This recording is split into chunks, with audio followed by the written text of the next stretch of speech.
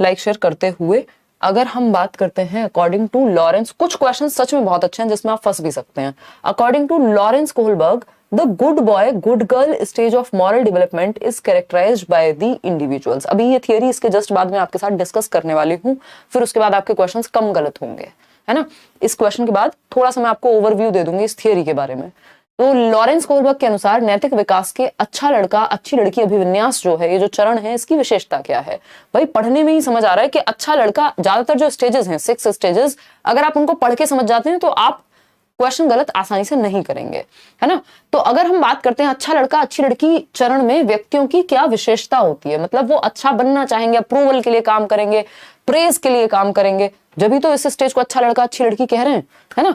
तो seeing rules as fixed and absolute, rules को एकदम फिक्स्ड निश्चित माना जाता है। भाई अच्छा लड़का और अच्छी लड़की में रूल्स से ज्यादा महत्वपूर्ण क्या है, अच्छा लगना चाहते हैं किसी को, अप्रूवल दे सामने वाला, सोचे अरे बड़ा बढ़िया इंसान है यार, या फिर मम्मी कहें वेरी गुड, मेरी बच्ची तो बहुत अच्छी है, मेरा बच्चा तो बहुत अच्छा है, फर्स्ट आता है हमेशा, ऑनेस्ट है, एकदम सच बोलता है, वाओ शाबाश, I am proud of you. ये सब चीजें good boy nice girl orientation का ही उदाहरण है, क्योंकि आप अच्छा दिखना चाहते हैं, अप्रूवल चाहते हैं समाज का, दोस्तों का, किसी का भी हो सकता है, एक तरह से आप वैलिडेट होना चाहते हैं यहाँ पे। Wanting to be respected by others and trying to do what will please others, यानी दूसरों के द्वारा सम्मान प्राप्त करने की चाह होती है और वह करने की कोशिश करना जो दूसरों को खुश करे। अब वैसे तो ये चाइल्डहुड वाली जो है स्टेजेस में से एक है, लेकिन कुछ लोगों में तो उनकी मॉरलिटी हमेशा भी इसी एक पॉइंट पे चलती रह सकती है, ठीक है ना, दूसरों को प्लीज करने वाले। Feeling that it is their duty to uphold laws and rules for their own sake, यहाँ laws and rules से ज्यादा महत्वपूर्ण क्या है, अच्छा बनना, अच्छा लगना। Believing in abstract universal principles which are valid for all humanity, ये तो बहुत ही नेक्स्ट लेवल बात हो जाएगी। ये 10 जनवरी को 2023 पेपर 2 में पूछा हुआ क्वेश्चन है। दूसरों के द्वारा सम्मान प्राप्त करने की चाह और वह करने की कोशिश करना जो दूसरों को खुश करे, तभी तो good boy good girl orientation है कि हम, अब ये दूसरे आपके पेरेंट्स हो सकते हैं, टीचर्स हो सकते हैं, दोस्त हो सकते हैं, और अगर किसी में ये फिक्सेशन हो गया, यही स्टेजेस बात तक चली आ रही हैं, तो फिर तो भैया कोई भी हो सकता है। आपको 4 तारीफ करो किसी की और उससे काम निकलवा लो, जहां निकल जा रहा है समझ जाओ कि व्यक्ति जो है good boy nice girl orientation पे ही है ना। और कई बार जब आप तारीफ करते हैं माँ बाप की तो वो समझ जाते हैं कि बेटा क्या चाहिए पहले ही बता दो, है ना। जैसे निशा आए और तारीफ करे तो उस दिन मैं समझ ही जाती हूँ कि भाई कुछ तो गड़बड़ है। तो good boy nice girl orientation जिनको समझ आ जाएगा वो पहले से समझ जाएंगे चीजों को, ठीक है ना। तो B option is the right answer. अब एक बार इनकी जो थियरी है इसको थोड़ा सा देख लेते हैं, फिर बाकी के 19 क्वेश्चन हम करेंगे ताकि आगे आप गलती ना करें, क्योंकि इसमें कुछ स्टेजेस में नाम में कंफ्यूजन हो जाता है। जैसे 4th और 5th स्टेज का नाम लगभग सेम है, इंग्लिश में भी इसके कई नाम है, हिंदी में भी इसके कई नाम है। इस थियरी में ये प्रॉब्लम बनी हुई है, देखिएगा। तो नाम क्या है थियरी का, स्टेजेस ऑफ मॉरल डेवलपमेंट, या मॉरल डेवलपमेंट यानी नैतिक विकास का सिद्धांत। किसके द्वारा दिया गया, कोहलबर्ग के द्वारा दिया गया, ठीक है। इस बार अभी हम सिर्फ ऑनलाइन एग्जाम के क्वेश्चंस कर रहे हैं, इस बार बहुत मुश्किल क्वेश्चन नहीं बनाए हैं। अदरवाइज जब हम मिक्स्ड क्वेश्चन करेंगे तो उसमें हम क्या करने वाले हैं, उसमें हम कुछ मुश्किल और ज्यादा मुश्किल, जैसे गिलीगन पे बहुत क्वेश्चंस आते हैं, यानी कि एक स्टूडेंट थी, उन्होंने इनको क्रिटिसाइज किया था। तो स्टेजेस ऑफ मॉरल डेवलपमेंट यानी नैतिक विकास का सिद्धांत। मॉरल डेवलपमेंट क्या होता है, क्या सही है और क्या गलत है।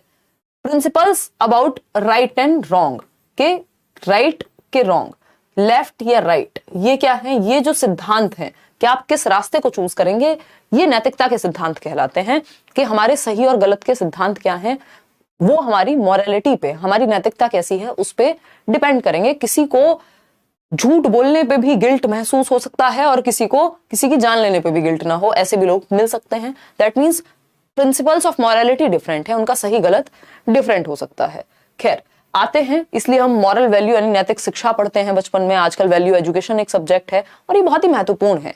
कोहलबर्ग ये कहते हैं कि हम कैसे बच्चे में विकसित करें, ये क्वेश्चन आया हुआ है कि मॉरल डेवलपमेंट को कैसे विकसित करें। तो डिबेट्स एंड डिस्कशन के द्वारा, यानी मॉरल रीजनिंग बच्चों में, तर्क बेहतर होगा जब वो तर्क देंगे किसी चीज का। अच्छा मतलब जब चर्चा होगी क्लास में, डिस्कशंस होंगे, तब मॉरल रीजनिंग बेहतर होगी। इस चर्चा के लिए इन्होंने क्या करते थे, ये डिलेमा देते थे, यानी ऐसी हाइपोथेटिकल सिचुएशंस प्रस्तुत करते थे, दुविधा जिसको कहेंगे, ये दुविधा पेश करते थे बच्चों के सामने। अलग अलग एज ग्रुप के बच्चों के सामने अलग अलग दुविधाएं ये प्रस्तुत करते थे। उनमें से एक फेमस दुविधा है हाइंस डिलेमा, जिसको हिंज कह देते हैं हिंदी में कई लोग, है ना, हाइंस डिलेमा। अब ये जो हाइंस डिलेमा है, हाइंस एक व्यक्ति था जिसकी वाइफ जो है एक डेडली डिजीज से पीड़ित थी, मतलब बहुत ही खतरनाक बीमारी थी, जानलेवा बीमारी थी हाइंस की वाइफ को, और एक ही तरीका था अपनी वाइफ को बचाने का। सारे तरीके आजमा चुके थे कि एक केमिस्ट है शहर में, कोई एक मेडिकल स्टोर है या कोई एक व्यक्ति है जिसने उस दवा को खोज लिया है, बाकी उसका कोई इलाज नहीं है। तो ये वहां जाते हैं। अब वो व्यक्ति 100 रुपए की दवाई के 1000 रुपए मांग रहा था। क्यों? क्योंकि उसने कहा भाई मैंने ये दवाई जो है इन्वेंट की है, इजाद की है, मेरा इसमें समय गया है, अब मेरी मर्जी में इसे कितने प्राइस पे बेचना चाहूं। अब हाइंस कोशिश करते हैं, मान लीजिए 1000 रुपए उन्होंने इकट्ठे भी कर लिए, लेकिन बाकी के 9000 नहीं कर पा रहे हैं मांग के या जैसे भी। तो वो कह रहे हैं भाई मैं बाद में दे दूंगा आधे पैसे आपको, या ऐसे कर लो कम में दे दो। वो मना कर देता है केमिस्ट के, नहीं मैं तो पूरे पैसे लूंगा जितने मुझे चाहिए अपनी डिमांड के हिसाब से। अब देखा जाए तो कई लोग कहेंगे कि भाई वो भी तो गलत कर रहा था, और कई लोग कहेंगे कि अब हाइंस ने क्या किया, ऐसी स्थिति में उसके पास एक ही रास्ता बचता है, या तो वो चोरी कर ले। दो रास्ते होते हैं बेसिकली हमेशा किसी भी दुविधा में, या तो वो चोरी करके उस दवा को ले आए या फिर अपनी वाइफ को मरने दे। अब हाइंस जो है वो हम सभी की तरह आम मनुष्य है ना, हाइंस ने कर ली चोरी और वाइफ की जान बचा ली उस दवा को लेकर के। रात को जाकर के उसने केमिस्ट की शॉप से वो चुरा ली दवाई। अब हाइंस ने क्या सही किया ये करके या गलत किया, अलग अलग एज के लोग इस चीज को अलग अलग तरीके से सही और गलत में बांटेंगे। क्यों? क्योंकि जब आप छोटे होते हैं तो आपका सही गलत डर पे होता है कि पनिशमेंट मिलेगी इसलिए ऐसा नहीं करना चाहिए था। किसी बच्चे ने कहा तो इसका मतलब वो पहले लेवल पे था, वो चाइल्डहुड की स्टेज में था। किसी ने कहा कि नहीं ठीक किया उसने, जैसे को तैसा हो गया, तो वो एक अलग स्टेज में था। किसी ने कहा कि हम सेल्फ चोज करेंगे कि क्या सही है क्या गलत है, उसका लेवल अलग हो गया मॉरलिटी का। तो इस आधार पे इन्होंने ऐसी बहुत सारी दुविधा भरी कहानियां सुना सुना करके कुछ स्टेजेस और चरण दिए। तो 3 लेवल्स हैं इनकी थियोरी के। किसके? कोहलबर्ग की थियोरी में 3 लेवल्स हैं, यानी 3 चरण, 3 स्तर हैं और 6 लेवल हैं। उल्टा बोल रही हूं मैं, 3 स्तर हैं और 6 स्टेजेस हैं, यानी 6 चरण और 3 स्तर। ठीक है ना? हर एक स्तर पर 2-2 चरण हैं, यानी हर एक लेवल पे 2 स्टेजेस हैं। लेवल 1 फिर उसमें 2 स्टेजेस हैं, लेवल 2 फिर उसमें 2 स्टेजेस हैं, लेवल 3 फिर उसमें 2 स्टेजेस हैं। तो इस तरह से अगर हम देखें, ये दोनों स्टेज मिलाकर के लेवल 1 बनाती हैं, ये दोनों स्टेज मिलाकर के लेवल 2 बनाती हैं, ये दोनों स्टेज मिलकर के लेवल 3 बनाती हैं। तो ये 3 लेवल्स हो गए। क्या हो गए? ये 3 लेवल्स हो गए। अब इसमें टोटल नंबर ऑफ स्टेजेस 6 हो गए। एक क्वेश्चन डायरेक्ट भी इस बार ऐसा पूछा हुआ है कि कितने नंबर ऑफ स्टेजेस हैं, और पहले भी पूछा जा चुका है। अब कहानी क्या है हमें पता है। पहला लेवल, ये 3 लेवल हैं।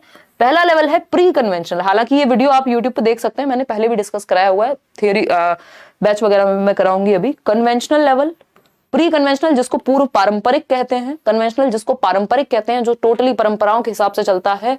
और थर्ड है पोस्ट कन्वेंशनल, यानी परंपराओं के परे, परंपराओं से पहले, परंपराओं के दौरान और परंपराओं के परे। यही 3 बातें आपको याद रखनी है। ठीक है ना? अगर हम बात करते हैं पूर्व कन्वेंशनल या प्री कन्वेंशनल, पूर्व पारंपरिक जो है, तो ये चाइल्डहुड की बात हो रही है। अगर हम देखते हैं ये चाइल्डहुड से, लेटर चाइल्डहुड से लेकर के एडोलेसेंस की बात होगी सेकंड लेवल पे, और अडल्टहुड की बात होगी, एडोलेसेंस से अडल्टहुड की बात होगी किसमें? पोस्ट कन्वेंशनल में। ये जिसमें मेंशन है, ये पीडीएफ आपको मिल जाएगा, डोंट वरी। ठीक है ना? अब तीनों स्टेज पे, पहले लेवल पे खुद की कोई मॉरलिटी होती नहीं है, शून्य होती है, जीरो मॉरलिटी होती है। जो भी मॉरलिटी होती है वो बाहर से एक्सटर्नल होती है, कि अगर पनिशमेंट मिलेगी तो वो काम गलत है, अगर रिवॉर्ड मिलेगा तो वो काम सही है जिससे रिवॉर्ड मिले। ठीक है ना दिव्या? अगर हम बात करते हैं सेल्फ इंटरेस्ट, अब ये हमारी अलग अलग स्टेजेस आती जाएंगी। अब हम क्वेश्चन सॉल्व करते हैं, नहीं तो ये थियरी लंबी निकल जाएगी। इतना ही बैकग्राउंड काफी है। अब ये 3 लेवल और 6 स्टेजेस आपके दिमाग में होनी चाहिए, समझेंगे। अच्छा, इसमें एक चीज मैं आपको बता देती हूँ, जो लेवल 5 है इसको सोशल कॉन्ट्रैक्ट ओरिएंटेशन कहते हैं, और लेवल 4 को लॉ एंड ऑर्डर मोरालिटी, या इसका दूसरा नाम है सोशल ऑर्डर मेंटेनिंग। इसको मैं लिख देती हूँ कहीं, ये आपको पीएनजी में मिल जाएगा बाद में। अगर हम कोहलबर्ग की बात कर रहे हैं, कोहलबर्ग की बात कर रहे हैं, हमें पता है कितने लेवल दिए हैं? 3 लेवल्स ऑफ मॉरल डेवलपमेंट, यानी नैतिक विकास। स्टेजेस कितनी हैं? 6, क्योंकि क्या दिया है? Moral development. इनकी थियरी पियाजे से इंस्पायर्ड थी। पियाजे ने भी मॉरल डेवलपमेंट की थियरी दी है, नैतिक विकास की थियरी दी है। इस पे भी इस बार क्वेश्चन पूछा जा चुका है। हम लोग जनरली हर साल ये डिस्कशन करते हैं, बट पूछता नहीं था, इस बार पूछ लिया है। ठीक, तो कोहलबर्ग में अगर हम बात करते हैं नैतिक विकास की, तो एक स्टेज 4 है, बहुत ही हल्का सा अंतर है, मामूली सा नाम में। इस चक्कर में आप कंफ्यूज हो जाते हैं और कई बार स्टेज 5 की जगह 4 और 4 की जगह 5 लगा देते हैं। तो ध्यान में रखना है, स्टेज 4 को लॉ एंड ऑर्डर ओरिएंटेशन भी कहा जाता है, कि यानी जो नियम चल रहे हैं उसी के अकॉर्डिंग चलना है। लॉ एंड ऑर्डर ओरिएंटेशन, और इसका दूसरा नाम है सोशल ऑर्डर मेंटेनिंग, यानी समाज में जो ऑर्डर है उसको मेंटेन करने के लिए नियमों का पालन जरूरी है। Rules are fixed, social order maintaining. अब क्योंकि जो आपकी फिफ्थ स्टेज है उसका नाम है सोशल कॉन्ट्रैक्ट ओरिएंटेशन। यहां सोशल कॉन्ट्रैक्ट तो है बट इंडिविजुअल राइट्स भी हैं, तो ये थोड़ा सा ध्यान रखना है कि जब फिफ्थ स्टेज की बात हो रही होगी तो कॉन्ट्रैक्ट की बात होगी, जबकि फोर्थ स्टेज में ऑर्डर मेंटेन करने की बात होगी, कॉन्ट्रैक्ट की बात फिफ्थ स्टेज में होगी। तो सोशल ऑर्डर मेंटेनिंग है तो फोर्थ स्टेज है, सोशल कॉन्ट्रैक्ट ओरिएंटेशन है तो फिफ्थ स्टेज है। ये बेसिक सी कुछ बातें हैं। आते हैं क्वेश्चन सॉल्व करते हैं। तभी आपने होपफुली प्रीवियसली मैराथन देख लिए होंगे या ये वीडियो आप देख चुके होंगे इस थियरी का यूट्यूब पे भी, तो थोड़ा सा आपको आसानी होगी क्वेश्चन सॉल्व करने में। फटाफट से आते हैं, समझते हैं, क्योंकि अपने आप में 1-1.25 घंटे का डिस्कशन है। अगर हम सिर्फ थियरी पढ़ें तो एक सेशन तो कम से कम लगेगा ही। तो अभी उस पर बहुत ज्यादा डीप में ना जाते हुए इधर आ जाते हैं, क्वेश्चन से आपको चीजें समझ में अच्छे से आती हैं, कंफ्यूजिंग नहीं है। जब आप ये समझेंगे और 2 बार उसको रिवाइज कर लेंगे तो चीजें दिमाग में क्या हो जाएंगी, जम जाएंगी। जम मतलब स्टक नहीं हो जाएंगी, सेट हो जाएंगी, ठीक है ना। देखिएगा, D2+B का बैच चाहिए कैसे लें, पीहू राजपूत जाइए करियर लैब पे डाउनलोड करिए और टीचिंग एग्जाम्स में जा करके और ले लीजिए। अभी तो एडमिशन ओपन होने चाहिए। Nisha ensures to finish given homework to avoid the, देखिए आपको किसी भी क्वेश्चन में बच्चा काम करने के पीछे उसका रीजन क्या है, क्योंकि कोलबर्ग यही देख रहे हैं कि तर्क क्या है। ये पूरी थियरी तर्क पे बेस्ड है कि मॉरलिटी किस पे बेस्ड होती है, रीजनिंग पे, और रीजनिंग किस पे बेस्ड होती है, कॉग्निटिव मैच्योरिटी पे, और कॉग्निटिव मैच्योरिटी की बात कौन करता है, पियाजे करते हैं। तो पूरा जो रूट कॉज है इस थियरी का वो पियाजे की कॉग्निटिव डेवलपमेंट से निकल करके आता है, ठीक है ना। तो अगर हम देखें तो तर्क पे बात हो रही है यहाँ। तर्क क्या है, किसी भी काम को करने का रीजन क्या है, उसके बेसिस पे सही और गलत डिसाइड होगा। हम यही कहते हैं ना, हमारा लॉबी ये कहता है भाई इंटेंशन नहीं, अगर आपकी नहीं है, अनइंटेंशनली कुछ हो गया है तो आपको माफी मिल जाती है, ठीक है ना। तो तर्क क्या है इसके पीछे ये देखना जरूरी है। तर्क है टू अवॉइड द शेम, यानी वो शर्म से बचना चाहती है Nisha, that she may be क्या कह रही हो, नहीं बचना चाहती हो, that she may be subjected to by her teacher for not doing homework, कि अगर होमवर्क नहीं करी तो टीचर जो है शर्मिंदा करेंगे जा करके, है ना। As per Lawrence Kohlberg's theory of moral development this represents reasoning at dash stage. ये कौन से लेवल की स्टेज है, जब बच्चा शेम से बचना चाहता है ना, शर्म से बचना चाहता है, अच्छा दिखना चाहता है टीचर के सामने। तो ए ऑप्शन जो है प्री कन्वेंशनल बिल्कुल सही बात है। कहां से सही बात है भाई, है कहां से सही बात है, फिर से पढ़ो इसको। देखो, निशा अपना गृह कार्य पूरा करना सुनिश्चित करती है ताकि गृह कार्य पूरा ना होने के कारण अध्यापिका द्वारा शर्मिंदा नहीं किया जाने से बच सके। अब इसका मतलब क्या, शर्मिंदा कहां आता है यहां पे, ये थोड़ी हुआ है कि हाँ बिल्कुल ठीक बात है। तो वो कर किस लिए रही है किसी काम को, ये नहीं कि उसको अच्छा बनना है, ये नहीं कहा उसने कहीं भी। उसने कहा है ये करना है क्योंकि ये हो जाएगा, टिट फॉर टैट, जैसे को तैसा, मतलब म्यूचुअल एक्सचेंज। शर्म से बचने के लिए क्या किया जा रहा है, कोई काम किया जा रहा है, ठीक है ना। तो शर्म से बचने के लिए कोई काम किया जा रहा है कह सकते हैं हम, ठीक है। आगे बढ़ेंगे, क्योंकि ऐसा नहीं है कि उसको अच्छा बनने के लिए कोई काम करने की कोशिश में है वो। क्वेश्चन नंबर 3 देखिएगा, ये क्या कहता है, Umed does not eat the chocolate. आज I was not feeling energetic बिल्कुल भी, मैं सोच रही थी छुट्टी करें बट बनता नहीं है क्योंकि पता नहीं कब छुट्टी करनी पड़ जाए, है ना। देखिए, तो उमेद डज नॉट, तो थोड़ा सा कोऑपरेट आप भी करेंगे। Umed does not eat the chocolates that his father has got for guess thinking of what would happen if he would get caught। यानी उमेद एक बच्चा है जो घर में लाई गई चॉकलेट उसके पिताजी मेहमानों के लिए लाए हैं। आपके घर में भी कुछ नमकीन बिस्किट है ना, कुछ तो लेके कोल्ड ड्रिंक्स लेकर के आते होंगे मेहमानों के लिए और आप खा जाते होंगे निशा की तरह, या हमारे घर में शौर्य है वो खा जाता है, ठीक। तो अब उमेद बेचारा डर के मारे उसने चॉकलेट नहीं खाई, क्यों, क्योंकि वो पकड़ा जा सकता है, पिताजी उसकी धुनाई कर देंगे, बाद में पिटेगा बच्चा जो है। अकॉर्डिंग टू कोलबर्ग थ्योरी उमेद किस स्टेज पे, यानी पनिशमेंट से बचने की कोशिश में है। अदरवाइज उमेद को नहीं पड़ता कोई फर्क, कोई रिश्तेदार आए भूखा रहे कोई मतलब नहीं है उमेद को, है ना। हाँ बहुत बढ़िया रजत।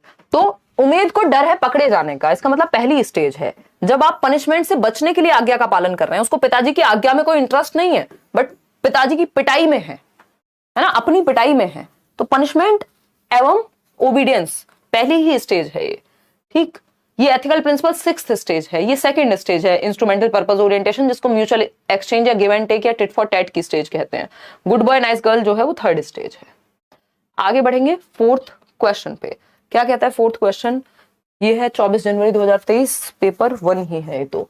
अ चाइल्ड रीजंस, बच्चे का तर्क क्या है? That if the laws are not meeting the needs of the people they can be change through mutual agreement and democratic procedures. यानी जो नियम बनाए गए, यदि कानून लोगों की जरूरत पूरा नहीं कर रहा तो लोगों के द्वारा ही उस कानून को बदला जा सकता है, क्योंकि कोई भी कानून है तो वो लोगों के लिए ही है ना at the end of the day.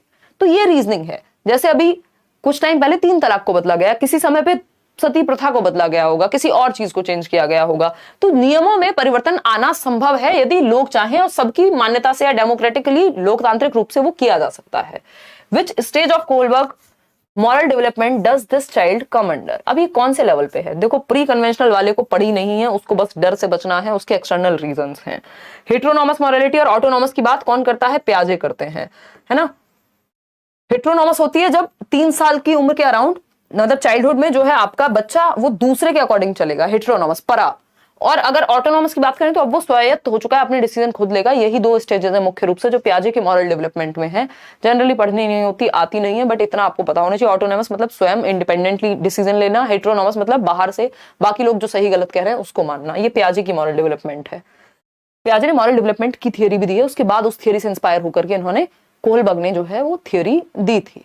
ठीक है, लेट्स लर्न की टी शर्ट मुझे भी मिल सकती है। इशू करेंगे कुछ प्रावधान ऐसा कि कुछ 1-2 दिन के लिए सेल या ओपन करेंगे। देखो निशा ने ऐसे देखा है मुझे मेरी तरफ, क्योंकि इसको खुद को नहीं मिल पा रही है, तो हम बात करेंगे वेंडर से, उस हिसाब से करेंगे। ठीक है, तो 67% 68% लोग पोस्ट कन्वेंशनल कह रहे हैं। बिल्कुल सही बात है।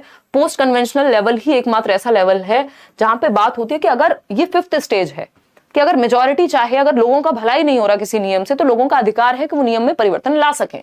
तो ये ए ऑप्शन है, ठीक है ना। प्री कन्वेंशनल तो ये कहीं से नहीं है। आगे बढ़ेंगे, और ये कन्वेंशनल भी नहीं है, क्योंकि कन्वेंशनल में भी बदलने की हिम्मत नहीं होती, नियमों को मानने की हिम्मत होती है बस। क्वेश्चन नंबर 5 देखिए, the moral reasoning of children. इस रीजनिंग पे फोकस करना है कि रीजन क्या है, उससे पता लगेगा कि उत्तर क्या होगा। Based on being obedient for avoiding punishment, यानी पनिशमेंट से बचने के लिए आज्ञा का पालन किया जा रहा है। पहली ही स्टेज है ये, तो ये हमें पता होना चाहिए। पहली स्टेज को क्या कहते हैं? Punishment and obedience. और वो किस में आती है? प्री कन्वेंशनल लेवल में आती है, पूर्व परंपरागत स्तर में आती है, जो वो 3 से 7 वर्ष वाला जो टाइम पीरियड है उसमें आती है।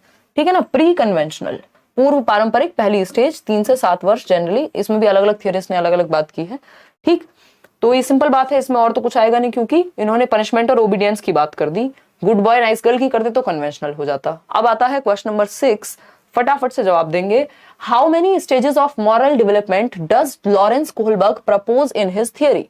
देखिए यहां पढ़ना जरूरी है, हिंदी में इसमें गड़बड़ हो सकती है, इंग्लिश में सही रहेगा। अगर स्टेजेस लिखी हुई है तो आंसर अलग हो जाएगा, अगर लेवल लिखे हुए होते तो आंसर अलग हो जाता। वो तो आपकी क्या कहें इसको, किस्मत कह लो आप, अगर कई लोग विश्वास करते हैं तो, कि नहीं तो बेसिकली प्रोबेबिलिटी है ये कि यहाँ लकीली लिखा नहीं हुआ है 3। अगर 3 लिखा होता तो अभी आप कंफ्यूज हो जाते। इसमें ज्यादातर लोग आंसर सही इसलिए दे पा रहे हैं क्योंकि बाकी ऑप्शंस में 3 का कहीं ऑप्शन ही नहीं है। लेवल 3 होते हैं लेकिन इसमें 3 का कोई ऑप्शन नहीं है, तो हमें पता है फिर तो 6 ही ऑप्शन हो सकता है। 3 स्टेजेस हैं और 6 लेवल्स हैं। स्तर कितने हैं? 3, और चरण हैं 6, तो हमें पता है 6 स्टेजेस की बात हो रही है। लेवल पूछेगा तो 3 उत्तर हो जाएगा।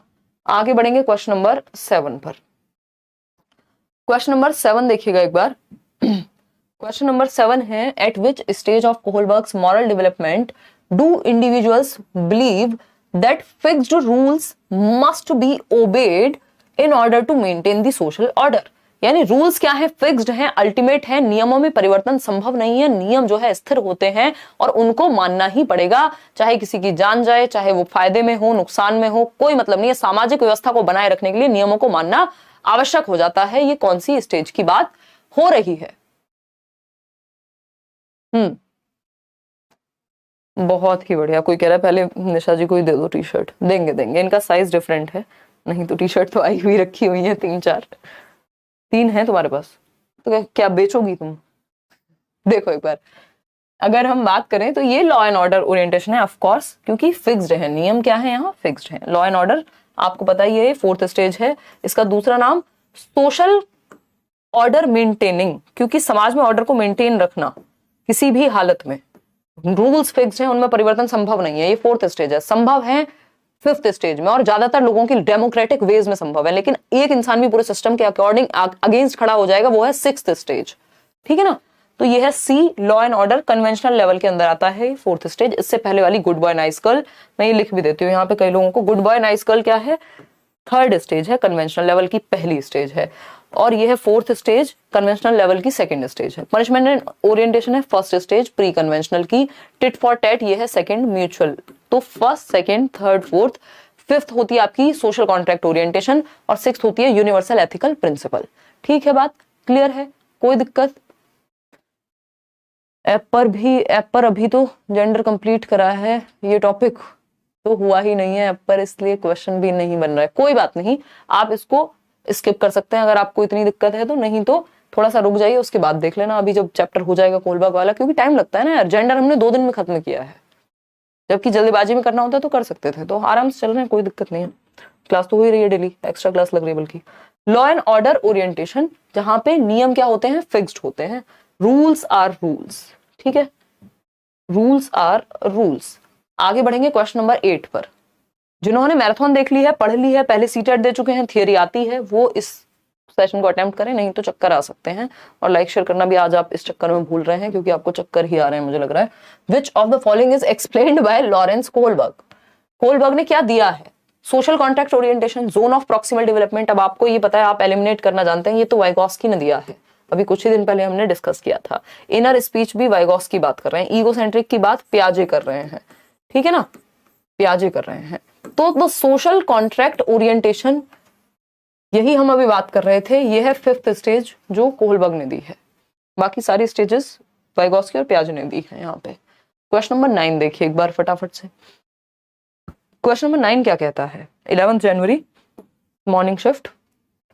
Anu argues that only society, not individuals, can determine what is right. यानी सिर्फ सोसाइटी निर्धारित करेगी कि क्या सही है, इंडिविजुअल नहीं करेंगे, मैं और आप नहीं कर सकते हैं, पूरा समाज मिलकर करेगा किसी बात को सही और गलत का निर्धारण। As per Lawrence Kohlberg's moral development theory, which stage is represented in this example? किस स्टेज की बात कोलबर्ग की थियरी के अनुसार इसमें हो रही है कि जब सोसाइटी डिटर्मिन करेगी कि क्या सही है, ना कि इंडिविजुअल्स डिटर्मिन करेंगे? तो गुड बॉय तो ये हो नहीं सकती, ओबीडियंस एंड पनिशमेंट भी ये नहीं हो सकती, इन दोनों में से ही कुछ होगी। Authority and social order maintaining या फिर यूनिवर्सल एथिकल प्रिंसिपल। देखिए, यूनिवर्सल एथिकल प्रिंसिपल्स में इंडिविजुअल डिसाइड कर सकता है कि उसको लगता है कि गवर्नमेंट करप्ट है तो वो टैक्स नहीं देना चाहता, ये अकेला इंडिविजुअल भी डिसाइड कर सकता है नियमों के अगेंस्ट जाना। लेकिन जब सोसाइटी ही डिसाइड कर रही है तो इसका मतलब हो गया authority and social order maintaining, यानी फिक्स्ड हो गए नियम। फोर्थ स्टेज हो गई लॉ एंड ऑर्डर को इस तरह से भी पूछ सकता है, सोशल ऑर्डर मेंटेनिंग के साथ अथॉरिटी भी ऐड कर दिया, या सिंपल लॉ एंड ऑर्डर भी लिख सकता था, तो घुमा के पूछने वाली बात है। बाकी के ऑप्शन एलिमिनेट करके आप सही ऑप्शन तक पहुंच सकते हैं। क्वेश्चन नंबर 10 देखिए, जवाब दीजिए, 5 सेकंड में पढ़िए, इतने में 2 घूंट जिंदगी की पानी पीती हूँ। ठीक है ना, तुम्हें भी चाहिए, नहीं मिलेगा, लड़ाई होगी यहाँ आज।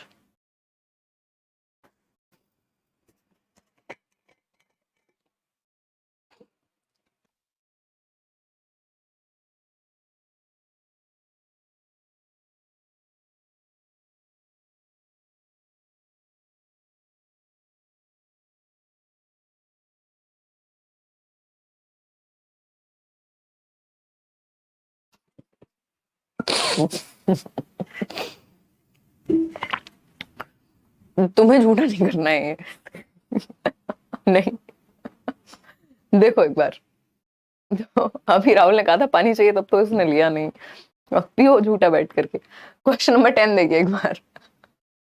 जैसे हम स्कूल में करते थे कि यार ये तो मैंने झूठा किया हुआ है यार, लंच मैं तो खुद खा लिया, ये तो है ना, ये तो बॉटल झूठी कर ली ताकि कोई और ना मांग ले, और तुम फिर भी बाज नहीं आ रही हो, तुम कह रही हो दे ही दो यार, कोई बात नहीं। देखो एक बार क्वेश्चन क्या है, क्वेश्चन है,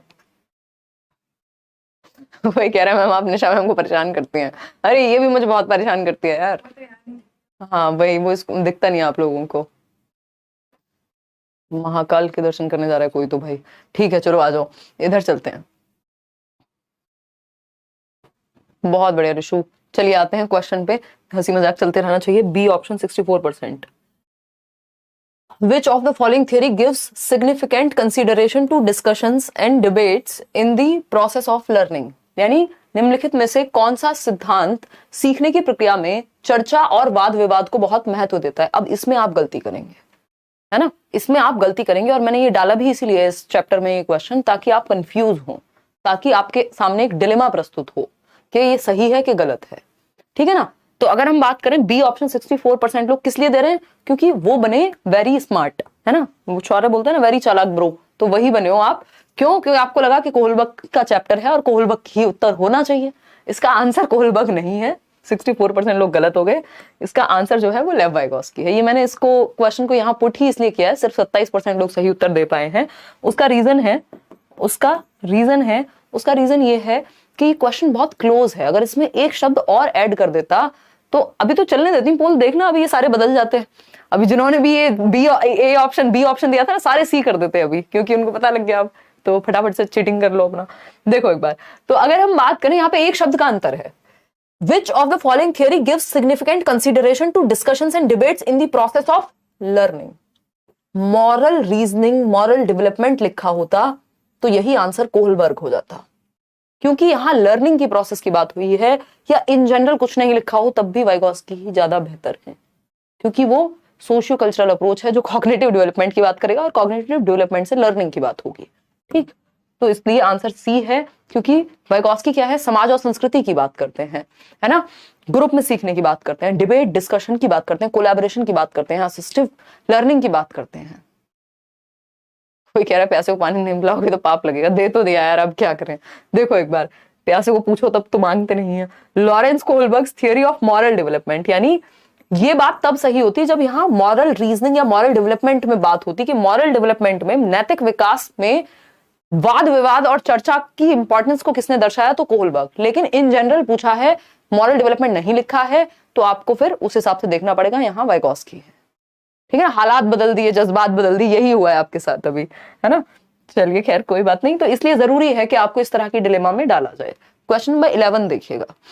क्वेश्चन नंबर 11 क्या कहता है? Lawrence Kohlberg used dash to evaluate the moral reasoning among children and adults, यानी लॉरेंस कोहलबर्ग ने बच्चों एवं वयस्कों में नैतिक तर्क का मूल्यांकन करने के लिए किसका उपयोग किया है? बताइए एक बार, कि किसका नैतिक तर्क, कि बच्चों में मॉरल रीजनिंग कितनी विकसित हो गई है, उनका सही और गलत का जो रीजनिंग है वो कितनी विकसित हुई है, इसके लिए उन्होंने किस चीज का इस्तेमाल किया? शुरुआत में ही बताया था, पेपर पेंसिल टेस्ट का जी नहीं, ड्राइंग्स का नहीं, रिपोर्ट कार्ड्स का नहीं, उस टाइम पे तो इतना चलन था भी नहीं, हाइपोथेटिकल सिचुएशंस का, परिकल्पित स्थितियों का, इमेजिनरी सिचुएशंस का, जिनको हम डिलेमा कह रहे हैं, जिनको हम दुविधा कह रहे हैं, के। और एक बहुत ही फेमस उदाहरण है इसका, कि एक बोट में 3 लोग बैठे हुए हैं, जिसमें से 2 लोगों को आप अत्यंत प्रेम करते हैं, दोनों में से किसको बचाएंगे? अगर एक ही व्यक्ति को बचाने का ऑप्शन आपके पास है तो, है ना। ये मत कह देना खुद कूद जाएंगे, वो ऑप्शन नहीं है। तो ये क्या हुआ, हाइपोथेटिकल सिचुएशंस ऐसी बहुत सारी दी गई कि मान लीजिए हाइंस का चोरी करना गलत था या सही था।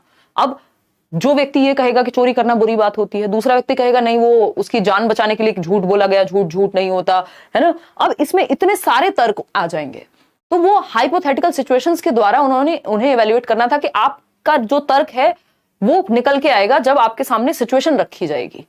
कहा जाता है ना कि हर इंसान अच्छा है जब तक उसको बुरा बनने का मौका नहीं मिला। ये मूवीज में होता रहता है ना इस तरह का कोई डायलॉग बाजी। तो वो अपने आप में मॉरल डिलेमा है, एक तरह की हाइपोथेटिकल सिचुएशन है, कि आप जब कभी उस सिचुएशन में आए नहीं, जिसको मौका ही नहीं मिला कि वो चीट कर सके जीवन में किसी को या कहीं पे, उसको क्या कहें? मतलब उसको ये थोड़ी कहेंगे मॉरल रीजनिंग बहुत अच्छा ऑप्शन नहीं है वहां पे ज्यादा जज करने का। जिसके पास चॉइसेस हैं तब तो देखोगे ना कि वो कितना ईमानदार व्यक्ति है। पता तो चॉइस आने पे लगेगा ना, या हाइपोथेटिकल सिचुएशन में लगेगा। हालांकि इस थियरी के लिए इनका जो है ऋषु, इनको क्रिटिसाइज भी किया गया कि ये इमेजिनरी सिचुएशंस हैं। रियल लाइफ में व्यक्ति कुछ और कर सकता है, जब पूछा जाए तो कुछ और कर सकता है। पूछने पे तो हर कोई कह देगा मेरे से बड़ा तो कोई हरिश्चंद्र है ही नहीं, सत्यवादी। लेकिन जब सिचुएशन आती है तो लोग अलग तरह से एक्ट कर सकते हैं। तो ये इनका क्रिटिसिज्म भी है इसकी वजह से। इस थियरी को जेंडर बायस थियरी भी कहा गया है, कैरल गिलिगन जो इन्हीं की स्टूडेंट हैं उनके द्वारा। कोहलबर्ग ने सुसाइड कर लिया था फिर बाद में, खैर छोड़िए इस बात पे नहीं। क्वेश्चन नंबर 12 देखिए, आते हैं। Nuri judges other actions based on the others' actions based on the argument that we have some duties towards society and we should obey rules for that sake. As per Lawrence Kohlberg what stage of moral reasoning is Noori at? बताइए, जवाब दीजिए फटाफट से। 2 बार पढ़ा है इसलिए समझ आ रहा है, बहुत बढ़िया जी। प्रोफेसर ने बोला है 17 डेज में और 110 और 107 आए। बहुत ही बढ़िया बात है प्रोफेसर, अगर आप 10 दिन में तैयारी करके 107 110 ले आए तो। देखिए, तो नूरी जजेस, नूरी का तर्क क्या है? हमारे समाज के प्रति कुछ दायित्व हैं और उस दायित्व के लिए हमें नियमों का पालन करना चाहिए। Tit for tat, conventional level, है ना, हमारे कुछ ड्यूटीज हैं, इसके लिए हमें पालन करना चाहिए, यानी इन एक्सचेंज ऑफ समथिंग।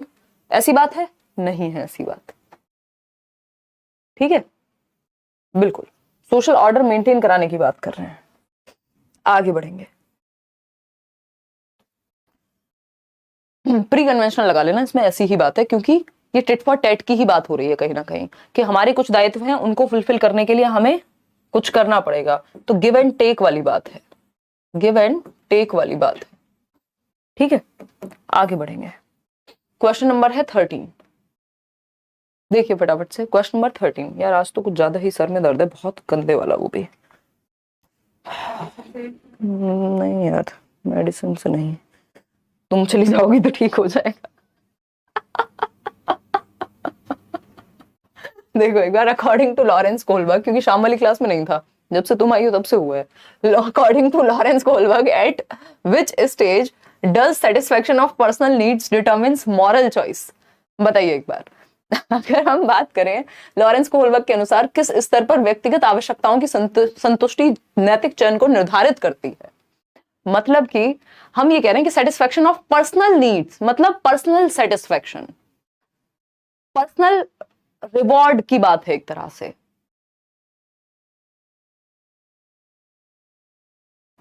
यार अभी तो डेली जिम नहीं गई हूँ भाई रिशु, 8 महीने से कम से कम। अभी तो डोसा तो कभी कभी तो चलता है, बट रेगुलर नहीं चलता है वो व्लॉग वाला डोसा। करेंगे दोबारा से शुरू। सी ऑप्शन 57% लोग कह रहे हैं। यूनिवर्सल एथिकल प्रिंसिपल, भाई साहब मैं देखना चाहती हूँ आप कितने डरावने जवाब दे रहे हैं। ये थियरी मुझे लगता है और थोड़ा रुक के करानी थी आपको, इसके क्वेश्चन अभी कराने ही नहीं चाहिए थे। ये नहीं होगा, पनिशमेंट भी नहीं होगा। यूनिवर्सल एथिकल प्रिंसिपल तो भाई आपके सेल्फ चोजन प्रिंसिपल्स होते हैं कि आप चूज करेंगे सही और गलत क्या है। Good boy nice girl orientation यानी पर्सनल सेटिस्फेक्शन नहीं। पर्सनल सेटिस्फेक्शन का मतलब हो गया instrumental purpose orientation, tit for tat, मतलब मुझे क्या मिलेगा बदले में, मुझे बदले में क्या मिलेगा किसी काम को करके, इसलिए मुझे वो काम करना है। तो व्यक्तिगत आवश्यकताओं की पूर्ति, कि मम्मी मैं आपको जो है बाहर से दूध ला करके देती हूं दुकान से, लेकिन मुझे भी 5 रुपए की चॉकलेट चाहिए होगी, ये है पर्सनल नीड्स का सेटिस्फेक्शन, इसलिए आप कोई काम कर रहे हैं, ठीक है ना। ये विनिमय है, एक तरह का व्यापार है। सेकेंड स्टेज है ये आपकी। क्वेश्चन नंबर 14 देखिए, क्या है क्वेश्चन नंबर 14?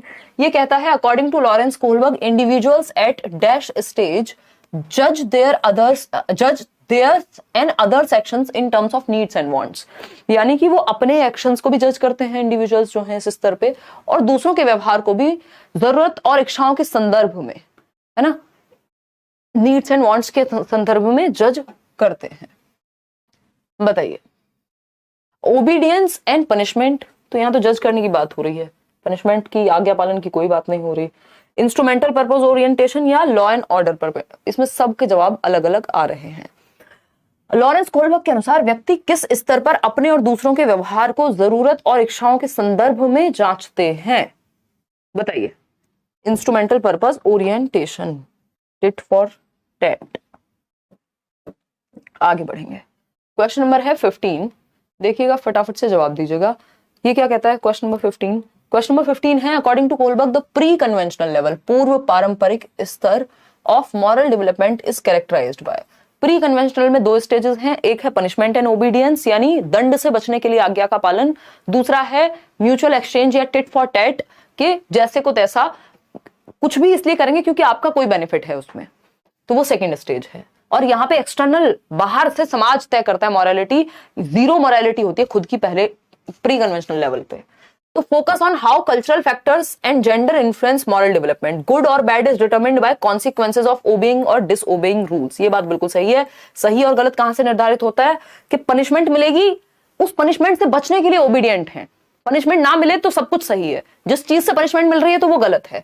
तो नियमों का पालन या अवज्ञा अच्छे या बुरे परिणामों पे कि कॉन्सिक्वेंस क्या है उस चीज का, ठीक है ना। एक्सपेक्टेशन ऑफ अदर्स से कोई फर्क नहीं पड़ता यहाँ, सेल्फ चोजन की तो दूर दूर तक बात नहीं है क्योंकि पहला ही लेवल है। तो आगे बढ़ेंगे, कॉन्सिक्वेंस क्या है किसी काम को करने का वो देखा जाएगा। क्वेश्चन नंबर 16 देखिए यहाँ पे, both Lawrence Kohlberg and dash have given theories of moral development. भाई किन दो लोगों ने मॉरल डेवलपमेंट का की जो थियरी है वो दी है। सेशन को लाइक शेयर करना, रूल्स आर रूल्स वाली स्टेज है। बहुत ही बढ़िया, बहुत ही बढ़िया, आपको आ गया समझ। पानी दे दो प्लीज, बहुत सर में दर्द हो रहा है सीरियसली, जनरली होता नहीं है मेरे।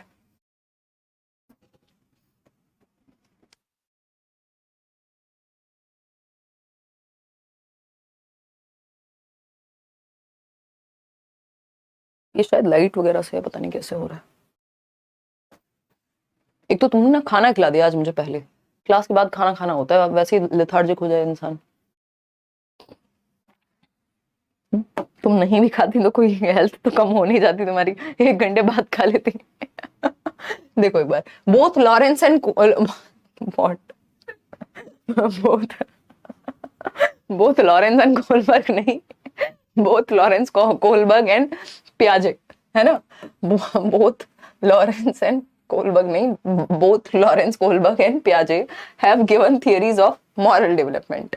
बेसिकली पियाजे ने भी और कोहलबर्ग ने भी, दोनों ने ही नैतिक विकास के सिद्धांतों को दिया है। पहले पियाजे ने दी थी थियरी, वो थियरी पूरी तरह से कंप्लीट नहीं मानी जाती। उसके बाद इस थियरी पे बेस्ड, पियाजे के मॉरल डेवलपमेंट पे बेस्ड, कोहलबर्ग ने जो है थियरी दी, जिसको मॉरल डेवलपमेंट की थियरी के नाम से हम जानते हैं। पियाजे वाली उतनी फेमस नहीं है, लेकिन इसमें 2 मुख्य स्टेजेस हैं, हालांकि 2 और सब स्टेजेस भी हैं।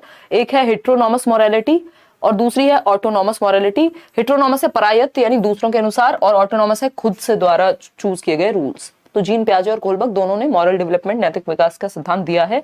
जीन पियाजे का कॉग्निटिव डेवलपमेंट ज्यादा फेमस है, इसलिए हम उसी को जानते हैं। अदरवाइज तो कोहलबर्ग, उन्होंने इंटेलिजेंस से लेकर लगभग हर फील्ड में काम किया है पियाजे ने। बहुत तेज बारिश हो रही है दिया के, हाँ बहुत बढ़िया। लगवाएंगे साहिल, नेक्स्ट कमिंग वीक में आपकी कोहलबर्ग की थियरी हो जाएगी बैच में। यू आर वेरी फनी यार, बस क्या बताएं बबीता, मजबूरी कहते हैं इसे।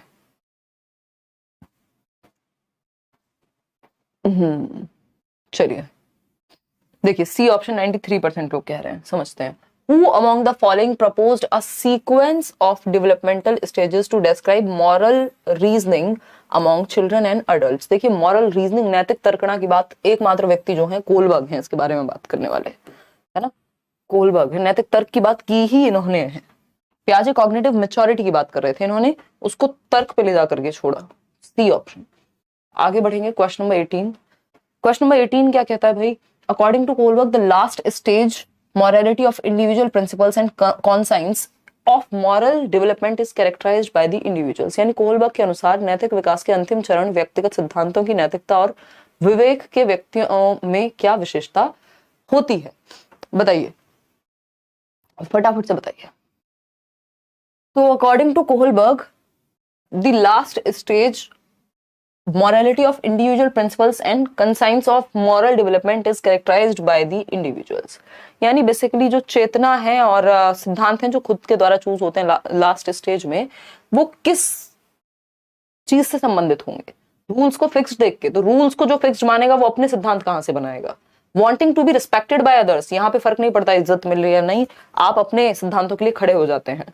Feeling that it is their duty to uphold laws and rules for their own sake, नहीं। Believing that individuals must test the social laws rather than follow them blindly, कि भैया जो व्यक्तियों के लिए कानून बना है, कानून के लिए व्यक्ति नहीं बना है। अगर जरूरत पड़े तो आप नियमों को बदल सकते हैं, तो ब्लाइंडली फॉलो करने की बजाय उन नियमों को देखना चाहिए, रिफ्लेक्ट करना चाहिए उन पे, ठीक है ना। जुलाई में कितने तारीख को शुरू होगा पेपर, अभी कुछ भी इस पे नहीं कहना चाहेंगे क्योंकि बोर्ड अपने आप बता देगा 15-20 दिन पहले, जून में पता लग जाएगा आपको ये। Behaving particularly and intentionally in ways that impress the parents and teachers is a characteristic of, यानी किस क्या करने के लिए, इम्प्रेस करने के लिए, है ना। इम्प्रेस करने के लिए मतलब जानबूझकर आप उस तरीके से व्यवहार कर रहे हैं जिससे माता पिता जो हैं वो आपसे प्रभावित हो सके, इम्प्रेस हो सके, है ना। ये आप कई लोग गर्लफ्रेंड और बॉयफ्रेंड के चक्करों में भी कर सकते हैं कि आपको इंप्रेस करना है किसी को, तो आप इसलिए एक तरह का व्यवहार कर रहे हैं, मतलब आप गुड बॉय बन के दिखा रहे हैं या गुड गर्ल बन के दिखा रहे हैं दूसरे की नजरों में, ठीक है ना। तो ये good boy nice girl orientation है। B option is the right answer कि आपको अच्छा लड़का अच्छी लड़की अभिविन्यास में लिप्त रहना है क्योंकि आपको इंप्रेस करना है सामने वाले को। क्वेश्चन नंबर 20 देखिए, आज के लिए आखिरी सवाल है। द स्टेज 5 यानी 5th social contract orientation post convention level है of course. Morality as given by Lawrence Kohlberg is marked by the belief, यानी 5th स्टेज में कैसी मॉरलिटी होगी, क्या विश्वास पे आधारित होगी। पहला है the physical consequences of an action determine goodness और badness. Obeying rules should bring some sort of benefit in return. In order to maintain the social order, fixed rules must be established and obeyed. Moral decisions should be made in terms of self-chosen ethical principles. बताइए फटाफट से बताइए क्या कहना चाहेंगे इसके बारे में। सी ऑप्शन तो हटा ही दिया, ये सही कैसे होगा। In order to maintain social order, fixed rules must be established. देखिए ये 4th स्टेज की बात हो रही है और हमसे पूछा क्या है, 5th स्टेज के बारे में पूछा है, तो उत्तर क्या होना चाहिए आप खुद बताइए। जाइए घर जाइए, कल बताइएगा, इसको रखेंगे होमवर्क में। कुछ क्वेश्चन सर के ऊपर से निकले, कोई बात नहीं कुमारी, ये मान लो अभी ये एक फिल्टर है, एक लेयर है प्रैक्टिस की, है ना। अभी आप अगर बैचेस में हैं तो थियरी पढ़ेंगे भी, नए क्वेश्चंस भी वहीं पे साथ में भी सॉल्व करेंगे। मैराथन देख लीजिए, उसके बाद भी जब मिक्स्ड क्वेश्चंस भी कर रहे होंगे तो कुछ कुछ चीजें और अच्छे से क्लियर होंगी, है ना। इस थियरी में ऐसा होता है एट टाइम्स, और आज थोड़ा सा एनर्जी भी लो थी, ठीक। तो लॉरेंस कोहलबर्ग द्वारा दिए गए उत्तर पारंपरिक नैतिकता के 5वें चरण की बात हो रही है, जिसको हम कहते हैं सोशल कॉन्ट्रैक्ट ओरिएंटेशन। बताइए, सोशल ऑर्डर मेंटेनिंग नहीं है ये, इसलिए सी ऑप्शन नहीं होगा। Moral decision should be made in terms of self chosen ethical principles, या फिर the physical consequence of an action determine goodness. हाँ नहीं कोई दिक्कत नहीं है, 15 ठीक है, 16 ठीक है। आज 20 क्वेश्चन ही हैं, इस टॉपिक से एक ही क्वेश्चन आता है, तो ज्यादा क्वेश्चंस इसमें निकालने का फिर वही है, रिपीट होने शुरू हो गए थे क्वेश्चंस। और अभी मिक्स्ड क्वेश्चंस जब होंगे तब भी आपको पेपर से पहले इनफ प्रैक्टिस इस चीज की हो जाएगी, ठीक है ना। तो ये भी यहाँ पे टेट फॉर टैट हो जाएगा, कोई बात नहीं, इसको डिस्कस कर लेते हैं। दे दो दोबारा पोल दे दो, ठीक है ना। तो ये एक बात हो गई, ये दोनों ना तो बी होगा यहाँ ना सी होगा, क्योंकि ये 4th स्टेज की बात नहीं हो रही, यहाँ 5th स्टेज की बात हो रही है। और क्या पूछा है कि 5वें चरण में सामाजिक अनुबंध अभिविन्यास, यानी इंडिविजुअल के कुछ राइट्स होते हैं और कुछ नियम हैं समाज में, तो अगर जरूरत पड़े तो नियमों को बदला जा सकता है, ये कहेगा पोस्ट कन्वेंशनल स्टेज का व्यक्ति। Physical consequences of an action determine goodness और बैडनेस, किसी क्रिया के भौतिक परिणाम ही उसकी अच्छाई या बुराई को निर्धारित करते हैं, यानी क्या सही है क्या गलत है वो कॉन्सिक्वेंस पे डिपेंड करेगा। इसको हम किधर देख सकते हैं, इसको हम देख सकते हैं आपका टिट फॉर टैट टाइप की चीजों में ज्यादा, बट पूरी तरह से इसको गलत नहीं मान सकते, क्योंकि कॉन्सिक्वेंस की बात कहीं और नहीं हुई, ये नहीं होगा, क्योंकि सेल्फ चोजन एथिकल प्रिंसिपल्स जो हैं इन टर्म्स होने चाहिए एंड ऑल, तो ये फिर 6th स्टेज हो जाएगी आपकी। फिजिकल कॉन्सिक्वेंसेस पे ही हम जाएंगे कि अगर किसी की वो झूठ जो किसी की जान बचाने के लिए बोला जाए वो झूठ नहीं होता, ये कॉन्सिक्वेंसेस के बेस पे है। चलिए खैर आज के लिए इतना ही रखते हैं, और किसी भी क्वेश्चन में डाउट हो तो आप कमेंट्स में पूछ लीजिएगा।